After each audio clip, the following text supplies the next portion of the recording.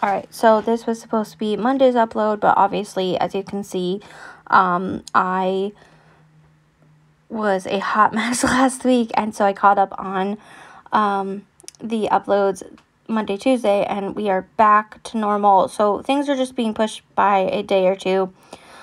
We are talking about Ruth's story. This is the last portion of chapter 5 before we go into chapter 6. So let's get it started. I was a sophomore at Boston University. I was dating a wonderful young man. We were falling in love, and I was just very, very happy and really naive and got pregnant. I was shocked, but I was really happy about it. We had talked about getting married, and this just moved everything up. My parents were not happy about it. My parents are Holocaust survivors, and I was raised very strictly. I remember the look on their faces when we told them. My daddy called me a whore, and it was very upsetting. My boyfriend's father never said anything. His mother was very, very upset, irrationally so. His mother had bouts of depression her whole life. She was just very upset. I think she felt I wasn't good enough for him. He came from a family of means, and I didn't. She realized we were going to get married, and she tried to talk us out of it. The night before our wedding, she locked herself in the bathroom and refused to come out.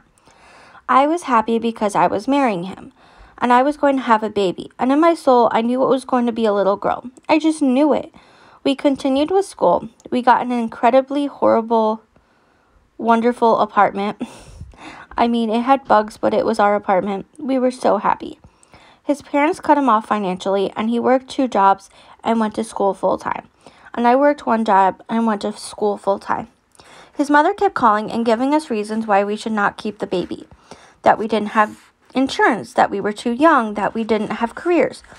Those weekly phone calls turned into daily phone calls. She drove us nuts. I just tuned her out, but he couldn't. We were 20 years old, and it's true, we didn't have 2 nickels to rub together. He decided that his mom was probably right. I just kind of blocked out everything and went on my merry way, excited about my baby. Then he told me we couldn't keep the baby, and he wanted to give the baby away. I didn't even acknowledge it.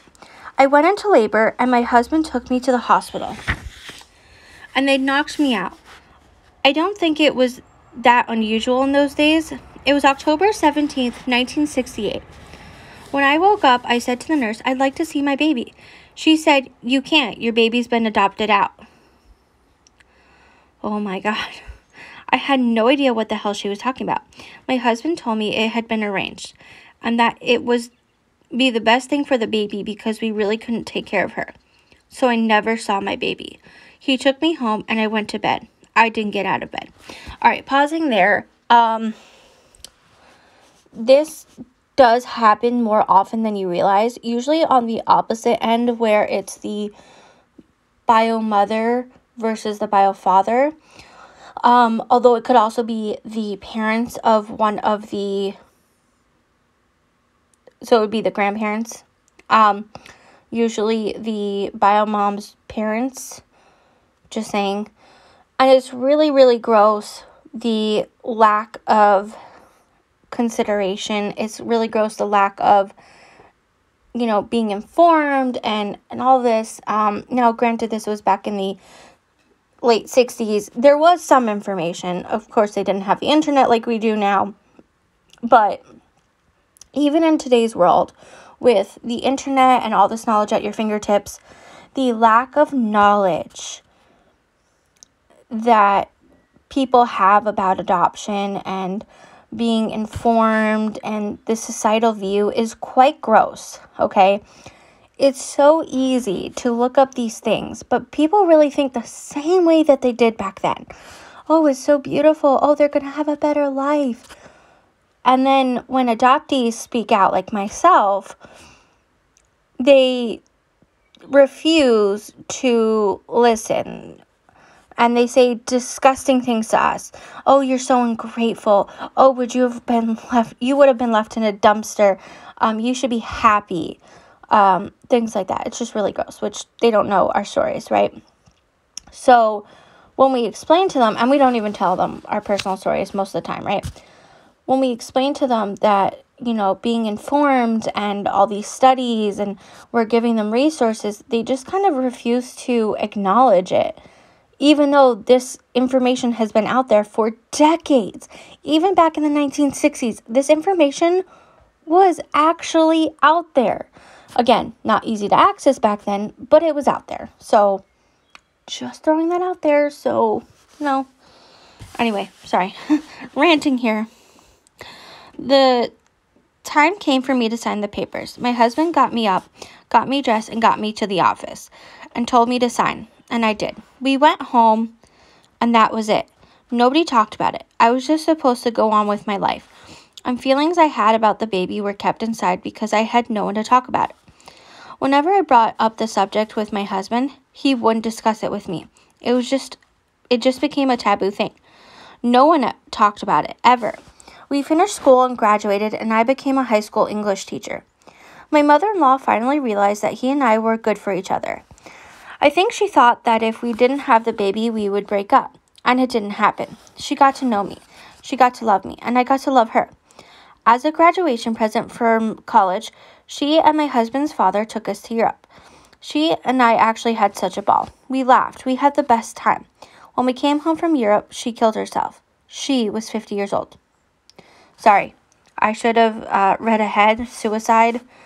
Yeah. I wonder why that happened. My only theory on this, and obviously I don't know her, from what we've read, that she had a lot of depression. It was a lot during the time, but I think she could have also felt extremely guilty for everything she put Ruth and her husband through, and especially with the baby. And that she probably, a lot of people who unalive themselves feel like that's the only option, right? And that they're a burden on people. And they're not. I want to make that clear. But that it feels like that's their only way out. So that it's just really sad. Anyway, continuing on. Years went by, and every single day I thought about my baby. It was the worst pain I had ever had in my life. Every night when I went to bed, I prayed that God would forgive me for the awful sin I had committed by allowing my baby to be taken from me. I felt like a horrible human being. That I didn't stand up for her better. That I didn't tell everybody to go F off and keep my baby. I blamed myself. Time went on, and I got pregnant again. I had my 2 daughters, and I was thrilled when I had my children. With my first daughter, I was so overprotective because I thought God would take her away from me because I was so bad. He took away my other baby. They didn't know my secret. So the best thing I ever did in my life was go to a therapist, and this was a super therapist. He helped me figure out what to say to the kids. And one Christmas, when my daughter came home from college, we sat down, and I told them. I was so scared to tell them because I thought they would hate me. My kids have always said I was the best mommy, and I thought that if they knew what I had done, that they would hate me, but they didn't. We all sat and cried, and they all hugged me and said how much they loved me, and it was wonderful. After that, I decided I would look for my baby. I wasn't sure how to go about it, but I got some great advice from my therapist. The first thing I did was call the adoption agency and ask for non-identifying information. It was a religious agency, and it was an outstanding agency.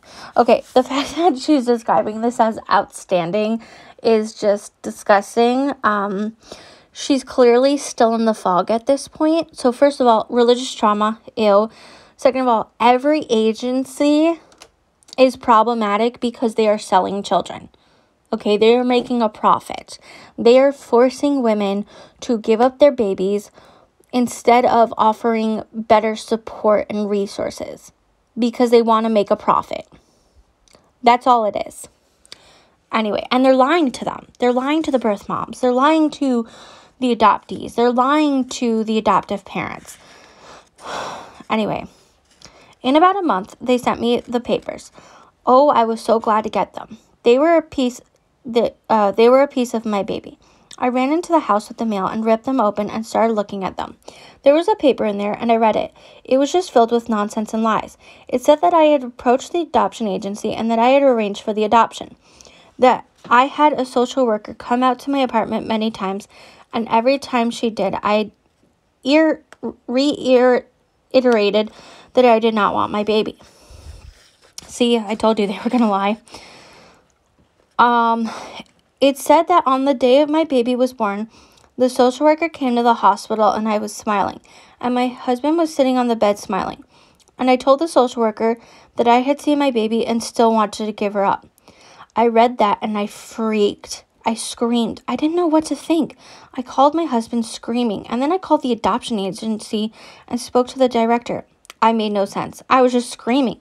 She put their therapist from the office on the phone, and I screamed some more.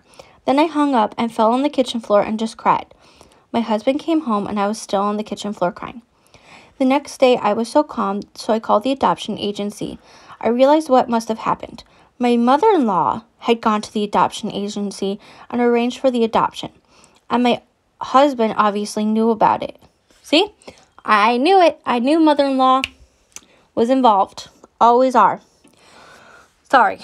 It's gross. Okay, we're not speaking ill of the dead.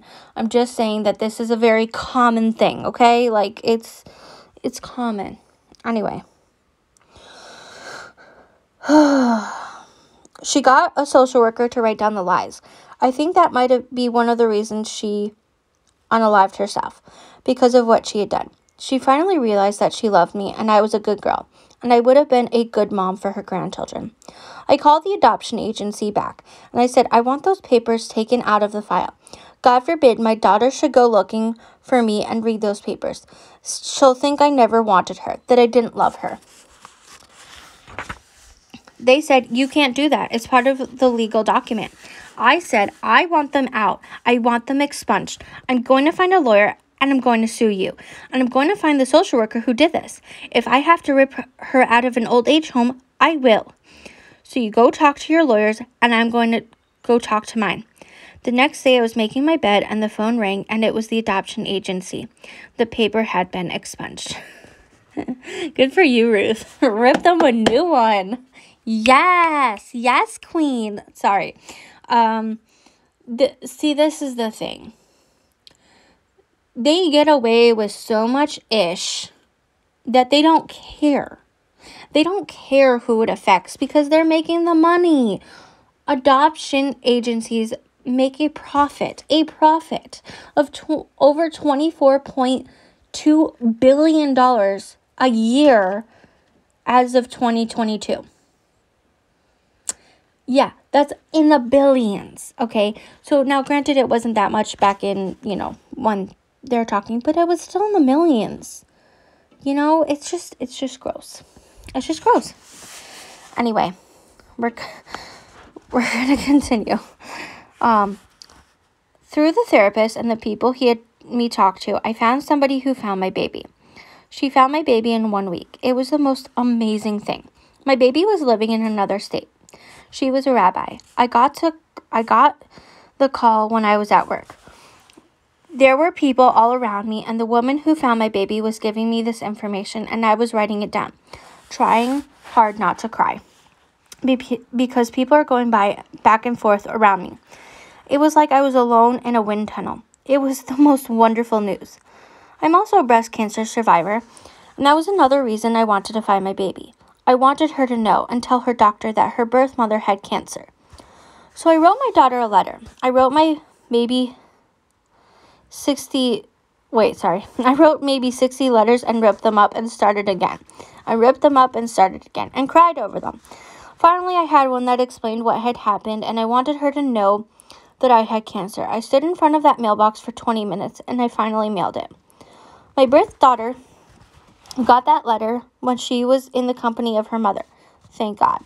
They were coming home from her wedding shower. I'm glad her mother was there. They cried together, and then I got a phone call from my daughter. I couldn't even talk. She said, I just can't do this. I just can't do it. I said, okay, I understand, but there are 3 things I want you to know before you hang up. One was that I have always loved you, and I always wanted you. Another is that you have two sisters. They're your full sisters, and they're wonderful young women, and I would love for you to know them. And the third is that it's very important that you speak to your doctor about the cancer, my cancer. She hung up, and I thought that was it. Okay, pausing there. So often with reunions, the first initial couple of interactions can be a little tough. It really depends, and it can fizzle out for a while before it comes back, and that's okay. For both birth mothers and adoptees, there is much therapy needed, right? And we have to recognize the other's pain. So you kind of have to go slow, and it's like a slow dance, and that's okay. Just take your time. Don't force it. Anyway, moving on. The next week, I got a letter from her mom with pictures, and she looked just like my daughters. And her mom sent the most beautiful letter. Her mom is the most wonderful person and the most generous person. The next week, I got a letter from my daughter with more pictures. She explained she was about to be married, and she was going through a whole lot when she got back from her honeymoon. Perhaps she'd write. Her mother wrote me again just before the wedding and said, "When I walk our daughter down the aisle, you're going to be there with us." I tell you, her mom is just a peach. Okay, pausing there. This adoptive parent is, according to the birth mom, a good one. Okay, she's not jealous. She's recognizing that, her daughter has a bio mom. She's very supportive. That is what we need. That doesn't usually happen. Now, granted, the daughter is clearly an adult at this point. She's getting married. But most adoptive parents are not that supportive. Okay, I'm lucky that's how my parents are. But many are very, very jealous, especially the adoptive moms. All right, continuing on. Since then, my birth daughter and I email every week. She's going to have a baby. We haven't met. We haven't talked since the first time on the telephone, but she emails and she sends her letters, "I love you." It's more than I could ever ask. If I never met her, I'll know that she's happy, healthy, and has a fulfilling job, and is about to have a wonderful family, and that she has the best parents. I beg God every night that she would be happy and healthy and be with loving people, and God gave her to the best. But for 32 years, I really didn't live. After we gave the baby away, I was in shock. For a long time, we didn't have a very good marriage, and I thought I deserved that. Everything negative that happened in my life, I thought I deserved, because I was a disappointment to my family. I dishonored my family. In my mind, I committed a sin. I felt I deserved unhappiness, and I didn't deserve a good marriage. I was ashamed, and I was angry. I just felt like I let God down, and I let my baby down because I didn't do enough to keep her. It was a combination of finding my baby and losing my breast to cancer that made me realize that it's important to live in the here and now. I have forgiven my mother-in-law. I think she did what she did out of love for her child. I have forgiven my mom and my dad. And finally, after 55 years, I have forgiven myself. I was really messed up emotionally for a long time. It wasn't until I went to the therapist that I allowed myself to have a better life. I have a really good marriage now. And I'm doing what I have always wanted to do, going to school and studying things I love. I hope someday my birth daughter will meet me and tell me she doesn't hate me, because I'm still hoping for absolution from her. But I'm okay. I'm sure that there are some people who surrender their babies because it's really not feasible for them to parent. And they know that they're doing something good. They're giving their child to somebody who can really care for them. In that situation, it's an act of love that they should be proud of. Okay, so pausing there. Clearly, this birth mom's still in the fog.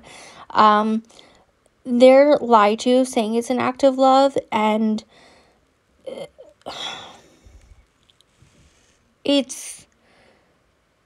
I know that birth moms want us to have the best, but the best would have been with our birth moms, right?